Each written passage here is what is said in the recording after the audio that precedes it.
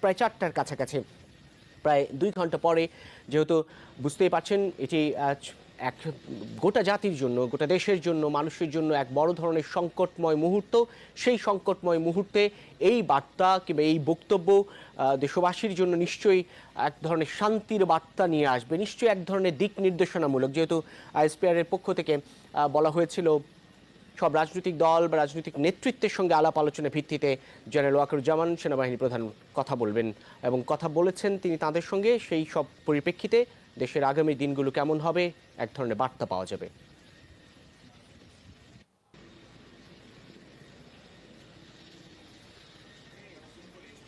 জানেন যে দেশে একটা ক্রান্তিকাল চলছে। আমি সমস্ত রাজনৈতিক দলের নেতৃবৃন্দকে এখানে আমন্ত্রণ করেছিলাম, ওনারা এখানে এসেছেন। আমরা একটা সুন্দর আলোচনা করেছি।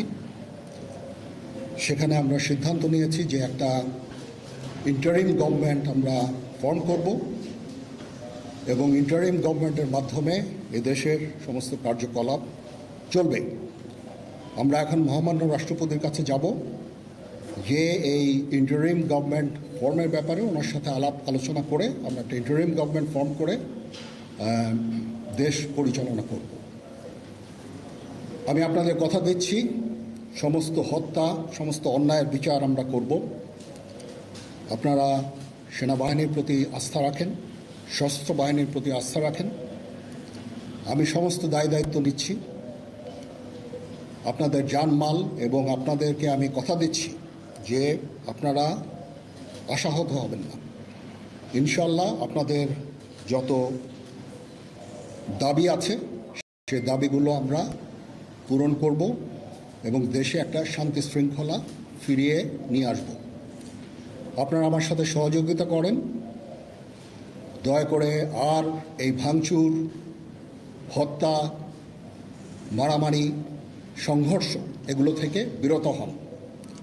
আমি নিশ্চিত যে আপনারা যদি আমার কথা মতো চলেন, আমাদের সাথে যদি একসাথে যদি কাজ করি আমরা, নিঃসন্দেহে আমরা একটা সুন্দর পরিণতির দিকে আমরা অগ্রসর হতে পারব। আপনারা দয়া করে আমাকে সাহায্য করেন। মারামারি করে এই সংঘাতের মাধ্যমে আমরা আর কিছু অ্যাচিভ করতে পারবো না, আর কিছু আমরা পাবো না। সুতরাং দয়া করে আপনারা সমস্ত ধ্বংসযজ্ঞ, সমস্ত অরাজকতা, সমস্ত সংঘর্ষ থেকে বিরত হন এবং ইনশাআল্লাহ আমরা সবাই মিলে একটা সুন্দর ভবিষ্যতের দিকে আমরা অগ্রসর হব। প্রতিটা হত্যার বিচার করা হবে, প্রতিটা অন্যায়ের বিচার হবে। আমরা আজকে সুন্দরভাবে কথা বলেছি। সমস্ত দলের প্রধান দলের নেতারা এখানে উপস্থিত ছিলেন।